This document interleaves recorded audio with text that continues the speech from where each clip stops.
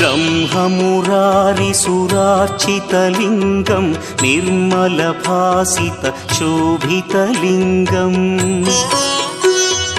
जन्मज दुःखविनाशकलिङ्गं तत्प्रणमामि सदा शिवलिङ्गम्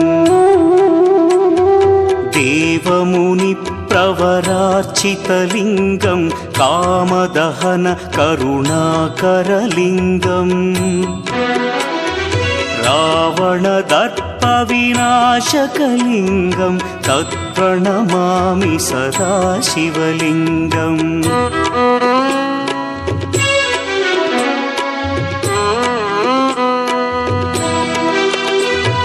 सर्वसुगन्धसुलेपितलिङ्गं बुद्धिविवर्धनकारणलिङ्गं सिद्धसुरासुरवन्द्यलिङ्गम्